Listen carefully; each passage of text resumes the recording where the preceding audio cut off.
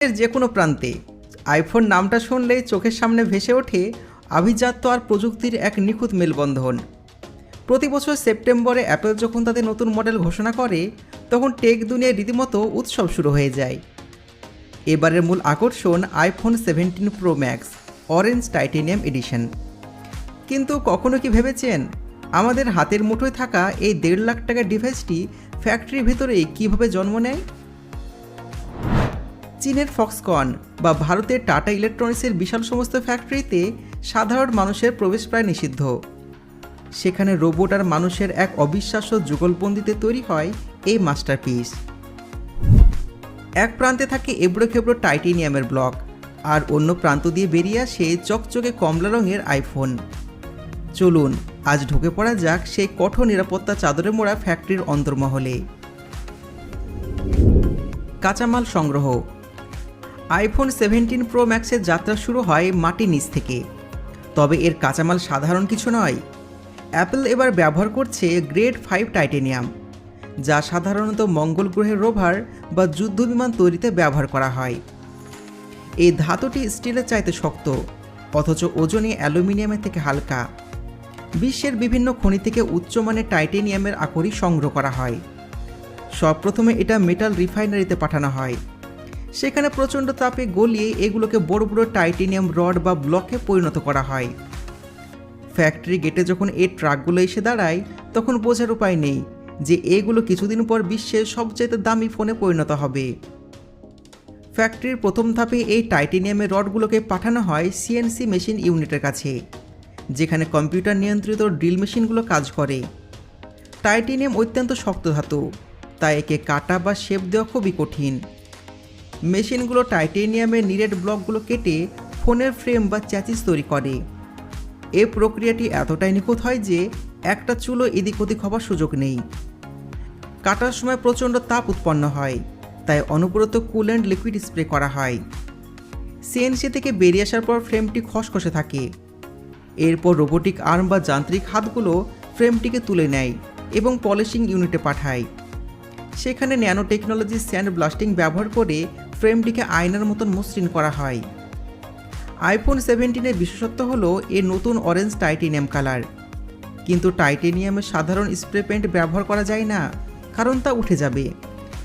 Apple এখানে ব্যবহার করে ফিজিক্যাল ভ্যাপার ডিপোজিশন বা পিভিডি কোটিং প্রযুক্তি। পলিশ করা ফ্রেমগুলো একটা বিশাল ভ্যাকুয়াম চেম্বারে বা বায়ুশূন্য ঘরে ঝোলানো হয়। সেখানে নির্দিষ্ট গ্যাস এবং বৈদ্যুতিক চার্জ প্রবাহ করা হয়।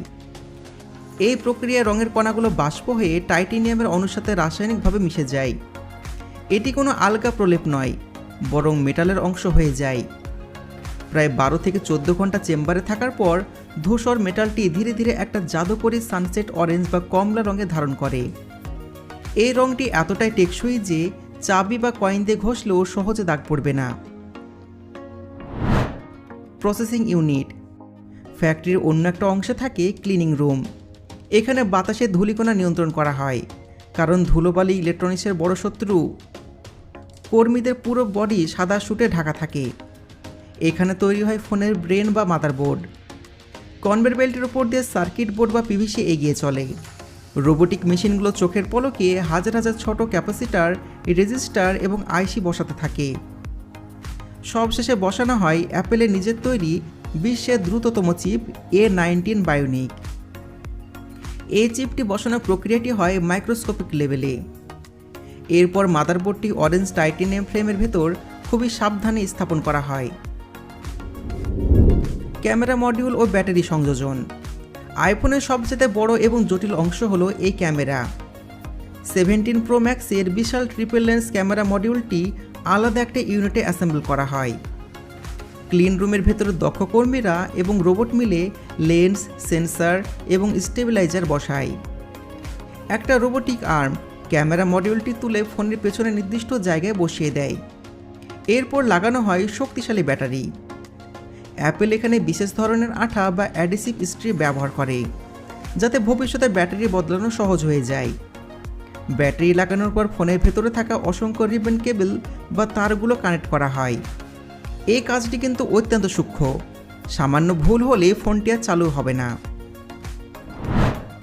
Display assemble and waterproofing. ফোনের সমস্ত পার্ট বসানো শেষ হলে লাস্টে আসে ডিসপ্লে লাগানোর পালা। আইফোনের ডিসপ্লে বা সিরামিক সিল গ্লাসটি বিশেষ শক্তিশালী। এই ডিসপ্লে লাগানোর আগে ফোনের বর্ডারে একটা বিশেষ ওয়াটারপ্রুফ সিল বা রাবারের আস্তরণ দেওয়া হয়। রোবট ডিসপ্লেটিকে ফ্রেমের উপর নিখুঁত মাপে বসিয়ে দেয় এবং প্রচণ্ড চাপ বা প্রেসার প্রয়োগ করে। এই চাপের ফলে ফোনটি বায়ুরুদ্ধ হয়ে যায়, অর্থাৎ এর ভেতরে জল বা ধুলো ঢোকার আর কোনো রাস্তায় থাকে না। স্ক্রু লাগানোর কাজ শেষ হলে ফোনটি দেখতে একটা পূর্ণাঙ্গ আইফোনের রূপ পায়। কোয়ালিটি চেকিং ও টেস্টিং। ফোন তৈরি প্রায় শেষ, কিন্তু এখনই তা বক্সে ভরা হয় না। প্রতিটি আইফোনকে কঠিন পরীক্ষার মুখে পড়তে হয়। Water test. র্যান্ডমলি কিছু ফোনকে জলের ট্যাঙ্কারে ডুবিয়ে রাখা হয় বা জলে ঝাপটা দেওয়া হয় IP68 রেটিং ঠিক আছে কিনা দেখার জন্য। Drop test. ল্যাবে ফোনগুলোকে নির্দিষ্ট উচ্চতা থেকে ফেলে দেখা হয় টাইটেনিয়াম ফ্রেম বা গ্লাস ভাঙছে কিনা। Function test. একটি বিশেষ মেশিনে শত শত কেবিল লাগিয়ে দেখা হয় camera, speaker, touch screen, face ID এবং 5G নেটওয়ার্ক ঠিক মতন কাজ করছে কিনা। প্যাকেজিং ও শিপিং। সমস্ত পরীক্ষায় পাশ করার পর ফোনগুলোকে চূড়ান্ত পলিশিং করা হয়। এরপর চলে যায় প্যাকেজিং লাইনে। অ্যাপেলের সেই বিখ্যাত সাদা বক্সের নিচের অংশে সব প্রথমে চার্জিং কেবল এবং ম্যানুয়াল রাখা হয়। তারপর খুব সাবধানে রাখা হয় চকচকে orange titanium iPhone 17 pro max. Automatic machine বক্সের ঢাকনা এমনভাবে লাগায় যাতে খুলতে গেলে বাতাস বাঁধার কারণে সেই প্রিমিয়াম স্লাইড অনুভূতি পাওয়া যায়। বক্সের গায়ে পেছনে সিল লাগানো হয়। এরপর প্যালেট বোঝাই হয়ে এই বক্সগুলো এয়ারপোর্টের দিকে রওনা দেয়। এইভাবে টাইটেনিয়ামের একটা সাধারণ ব্লক ফ্যাক্টরির মহাযজ্ঞ শেষ করে হয়ে ওঠে আপনার পকেটের স্ট্যাটাসের সিম্বল।